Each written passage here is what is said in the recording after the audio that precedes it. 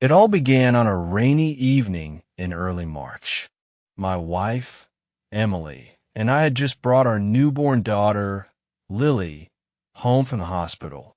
As first-time parents, we were both anxious and excited, eager to ensure our baby's safety and comfort.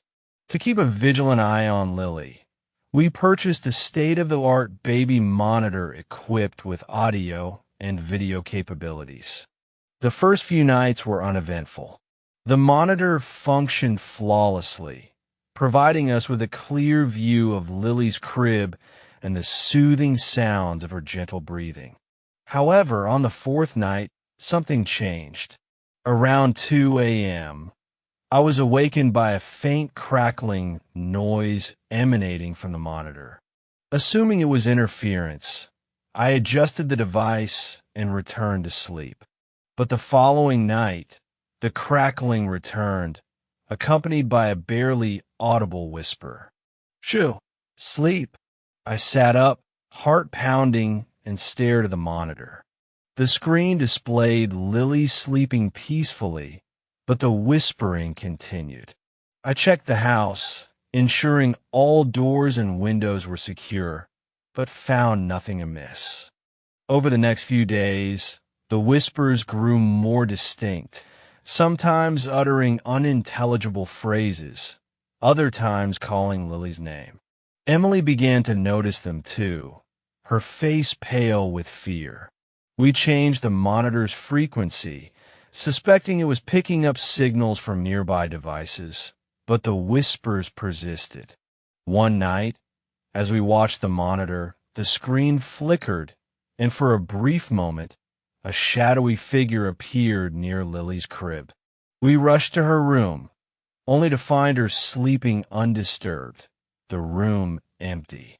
Determined to uncover the source of these disturbances, I researched similar incidents and discovered numerous accounts of baby monitors picking up unexplained voices and images.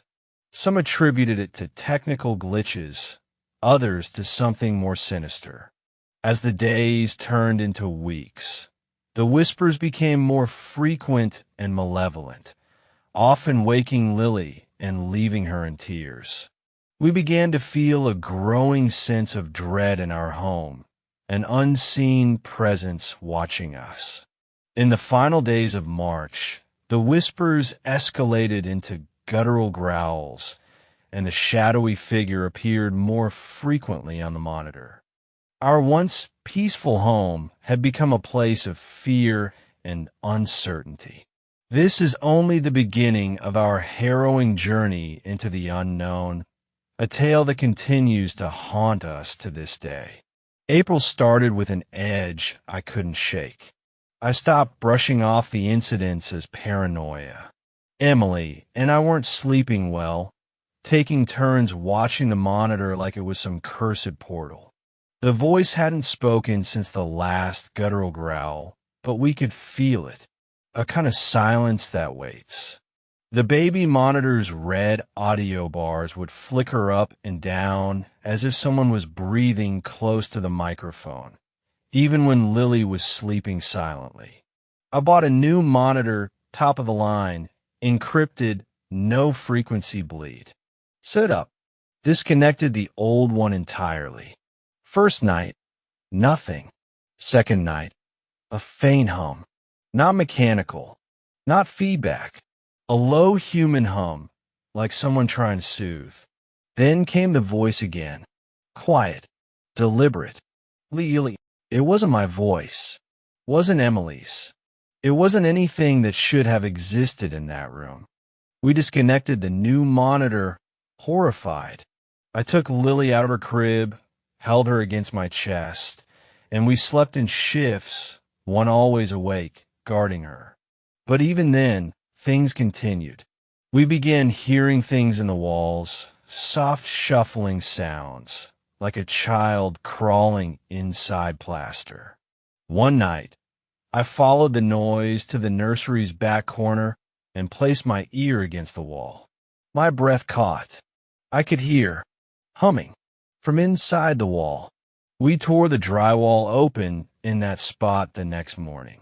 Nothing there. No pipes. No wires. Nothing but dust and aged studs still solid. I tried to convince myself that maybe I imagined it, but Emily looked shaken too. She didn't speak much that day. Later that night, she told me she had a dream about the house, about a nursery that had been bricked up in a basement long ago, a room left sealed because of something that wouldn't stop calling. The baby monitor was unplugged and shoved in a closet, but that didn't matter. The voice didn't need it anymore. We started hearing it without electronics. Lily would stop whatever she was doing, playing, drinking milk, cooing, and stare toward her room. It was like something invisible had walked in. One afternoon, she pointed at the door and said her first real word, "Man." Emily dropped her coffee. That night, Emily shook me awake. "It's in the hallway," she whispered. I froze, listening. Nothing. Then a thump. Not from upstairs. From just beyond our bedroom door. I grabbed the bat from under the bed and slowly opened the door. The hallway light was off. Lily's room was dark, but something wasn't right. The air smelled metallic. There was moisture on the wooden floor. Small, perfect circles like drops of water. They led straight to the nursery door. I turned on the hallway light. Nothing. The door to Lily's room was wide open. She was sleeping soundly, but the mobile above her crib was turning slowly, though we'd removed the batteries days ago. I didn't tell Emily about the wet footprints. I cleaned them up before she could see, but she must have known something was wrong, because the next morning she suggested we go visit her parents out of state for a while. A break, she called it. I agreed immediately. But before we could leave, the baby monitor, still shoved in the closet, batteries removed, crackled to life on its own. It said, "Don't take her." We left the next morning. It was raining, hard enough to obscure the edges of the world through the windshield, like the house behind us was already fading. Emily clutched Lily tightly in the back seat while I drove. No music, no talking. Just the wipers and the rain and the long road that led away from home. We didn't bring the baby monitor. We almost didn't bring anything. Just essentials. It felt like if we packed too much, we were admitting this wasn't temporary. The drive to Emily's parents' place in Vermont took 7 hours. Their house sat on the edge of a wooded hill, quiet, peaceful, untouched by whatever the hell had crept into ours. Emily's mother fawned over Lily while her father helped me unpack the car. It felt normal. It felt like safety, but it didn't last. That first night, we stayed in the guest room upstairs. Lily slept in a travel crib beside our bed. I stayed awake, watching the shadows. I kept expecting to hear the monitor crackle, but the silence stayed thick and still. Until about 2 a.m., when Lily stirred and sat up in the dark. She wasn't crying. She was just awake, staring at the corner of the room. Emily hadn't woken up yet. I whispered, "Hey, sweetheart," and moved to pick her up, but she didn't even glance at me. Her finger slowly lifted, pointing to the ceiling. There was a sound, not loud, just barely there. A faint tapping, like a fingernail against drywall. I stood and turned on the bedside lamp. The noise stopped. Lily blinked and lay back down on her own. I didn't sleep after that. The next day, Emily's mother mentioned something strange. She'd gone to check on us around dawn, but had seen someone standing in the hallway outside our room. She assumed it was me. I told her it wasn't. Her face paled. "Then who?" she said, trailing off. That evening, we tried to shake it off, sitting down for dinner, pretending to be normal. But Lily was different. Quiet. Her wide baby eyes were fixed on corners, on hallways, on blank spaces. She wouldn't eat. She wouldn't laugh. When I carried her upstairs to get her ready for bed, she whispered something into my neck. I thought I misheard it, so I asked her to repeat. She did, clearer this time. He's inside the wall. I froze mid-step. What did you say? I asked, but she clammed up, pressing her face into my shoulder. Around midnight, Emily woke me up again. He's back, she whispered. My stomach turned cold. We both sat in the dark, listening. At first, there was nothing. Then, something.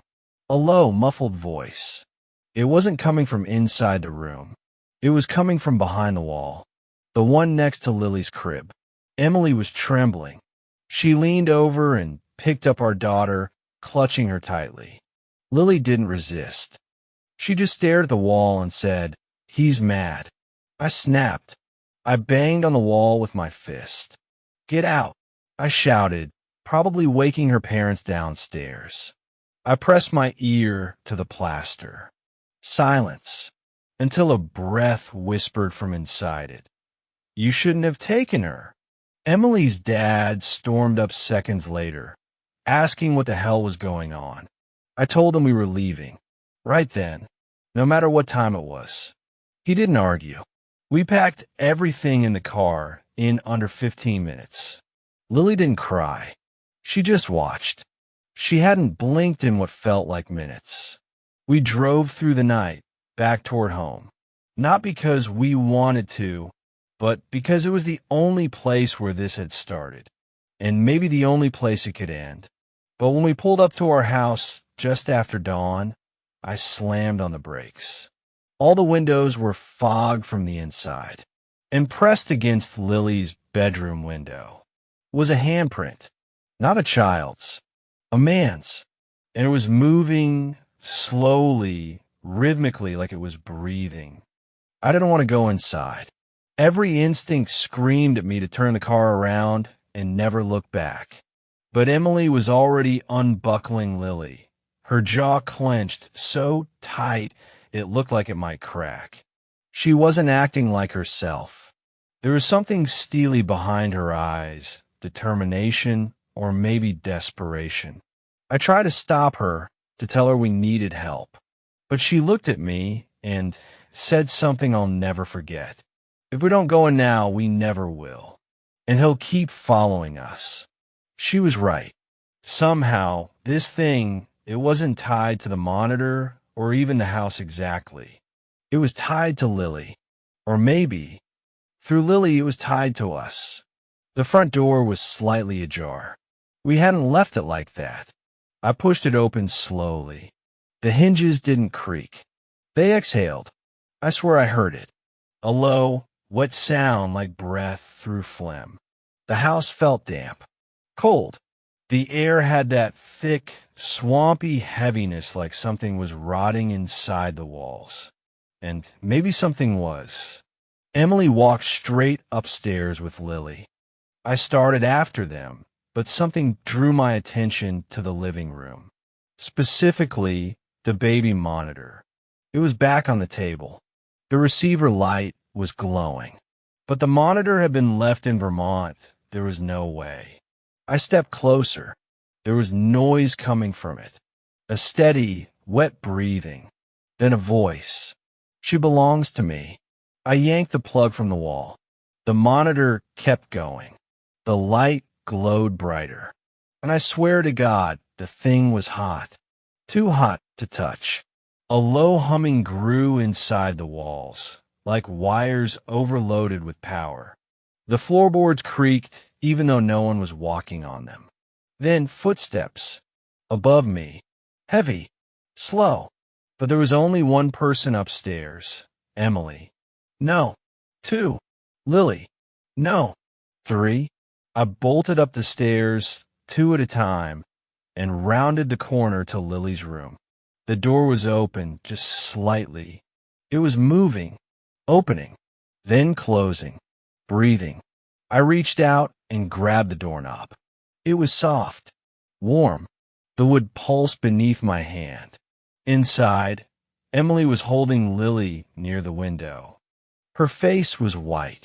She was whispering to her over and over, "Don't look, don't look, don't look." But Lily wasn't looking at Emily. She was staring at the closet. The closet door had been nailed shut. I'd done it myself, but now the nails were scattered on the floor. The door hung open. Inside was only darkness, and something moved inside that darkness, something that scraped when it shifted. I don't know how to describe what I saw. It wasn't a man. It wasn't even a figure.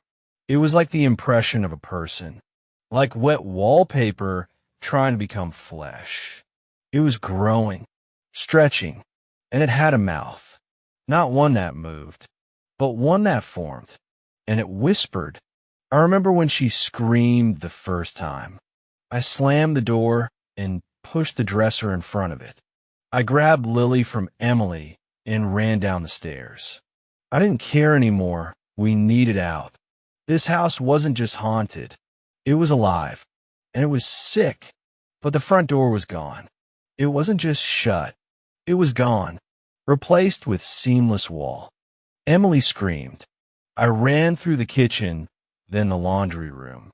No doors, no windows, just walls, smooth and pulsing like they were inhaling us deeper. "We're inside it," Emily said. "The house isn't haunted. The house is the haunting." Lily began to cry. Not a normal cry. A high-pitched, airless wail. Her face turned purple. Her hands clawed at her throat like she was choking, but there was nothing there. Emily grabbed the monitor off the living room table and hurled it against the floor. It didn't break. Instead, it cracked the floor like it was made of stone. The voice came again, but not from the monitor, from everywhere. She was mine first. It dawned on me, this voice, it wasn't just feeding on fear. It was feeding on ownership, possession. Something had claimed Lily before we had. Something that lived inside the house long before we ever arrived. We had taken her from it. Now it wanted her back. I don't know how long we were inside it. Not the house. It felt like the walls were pulling tighter with every second, breathing us into its guts. The wallpaper, once a soft floral pattern, was now fleshy, rippling like stretched skin over ribs. I tried to hold Lily to my chest, but she kept twitching, crying without sound now. Her tears were cold. Emily pressed her face to the wall and whispered things I couldn't hear. I think she was praying or bargaining. Every light bulb had gone out. Yet the house wasn't dark. It glowed with a soft, sourceless red light like backlit tissue. Something shifted beneath the floor, and the voice came again. "Do you remember the first heartbeat?" It didn't feel like it was speaking to us.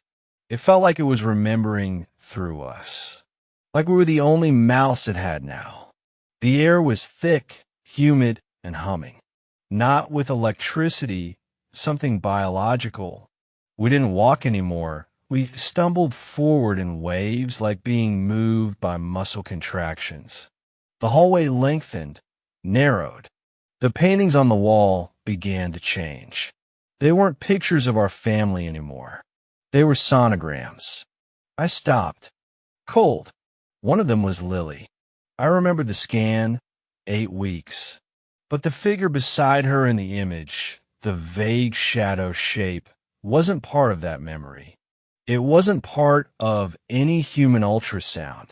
It had limbs, but they were bent in unnatural ways, like a fetus trying to curl inward forever.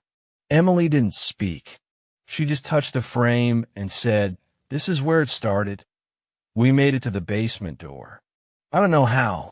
The rest of the house was gone. No kitchen, no bedrooms, just hallway after hallway, all closing in like the body was trying to digest us.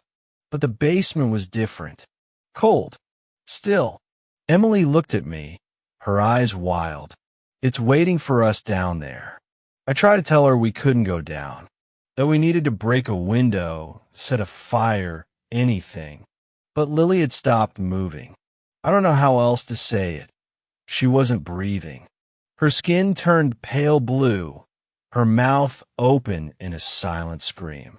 The only sound in the room was the baby monitor, which we didn't have anymore, humming from somewhere unseen. It was calling us down. The stairs moaned under our weight. The deeper we went, the more the walls lost all pretense of plaster or paint. They were soft, veined, pulsing, and then we found it.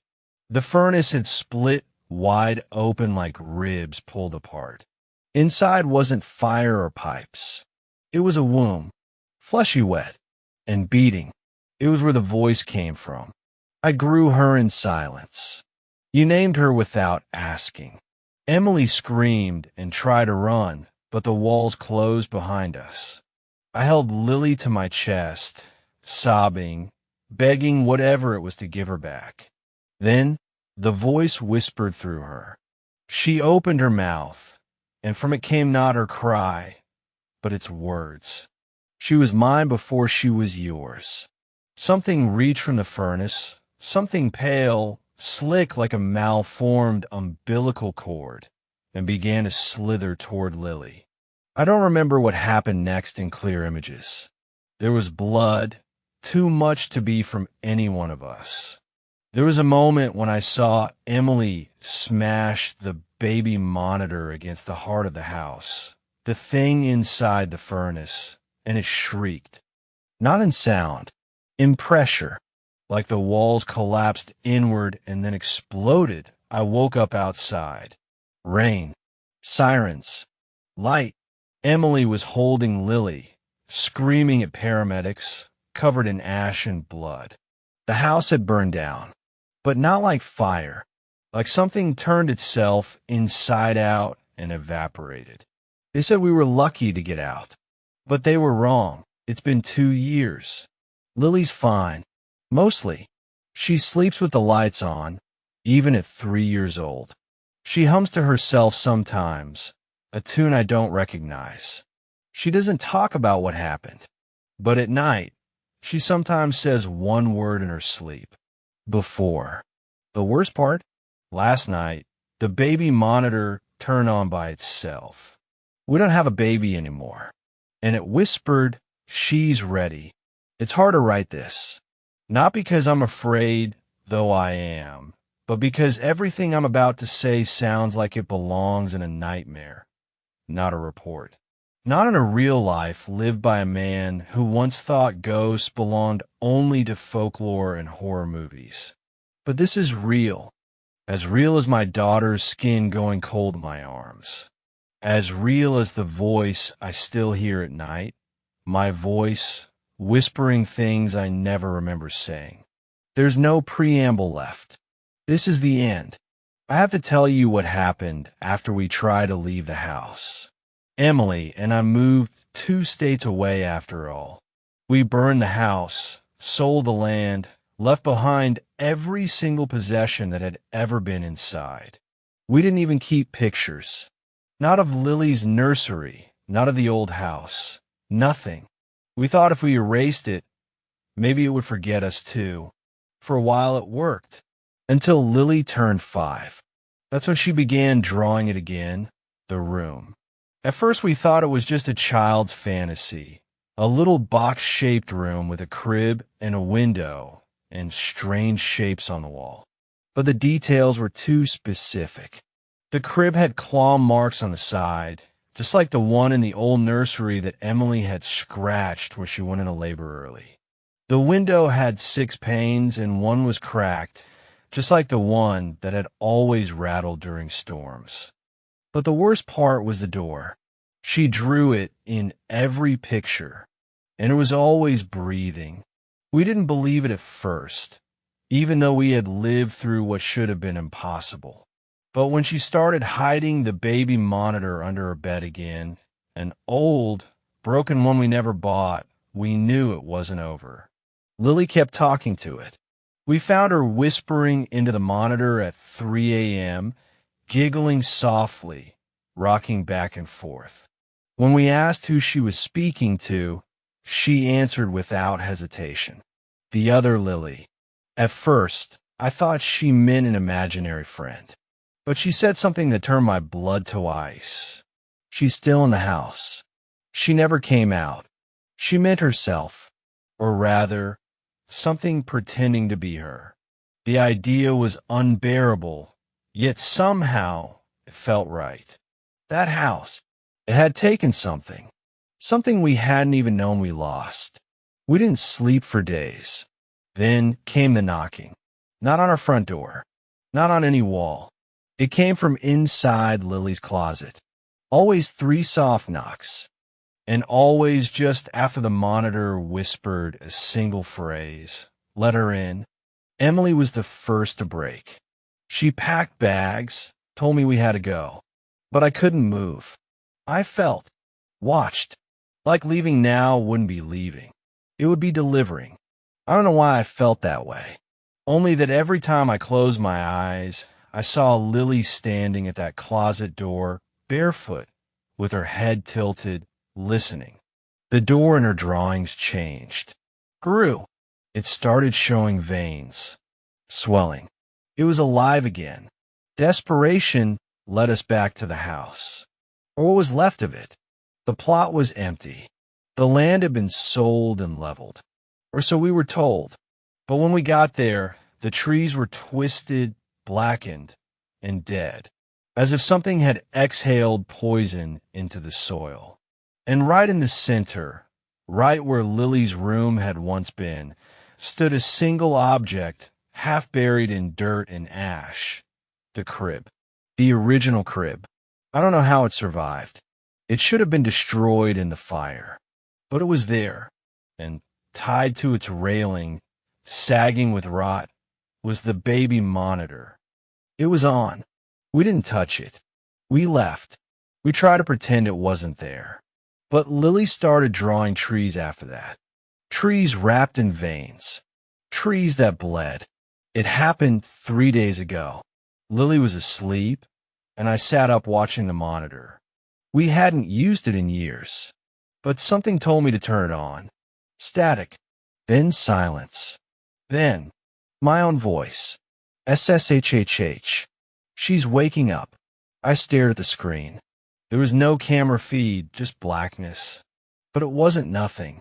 The black moved. It writhed. Then I heard it, soft and wet, breathing. And the voice came again, but not mine this time. Something older. Wiser. Rotting. You took her from me. It's tonight. I feel it. The walls are breathing again. Not metaphorically, literally. Our bedroom door pulsed when I touched it. My skin came back slick.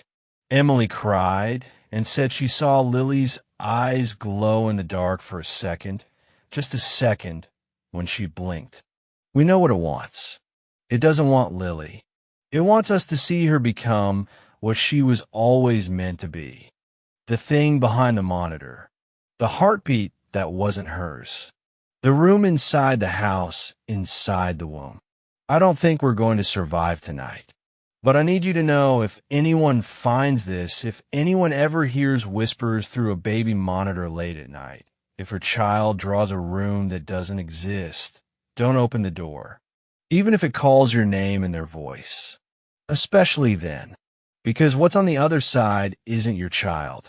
It's the echo of something that wants to be born again. And this time, it doesn't want a monitor. It wants a mouth.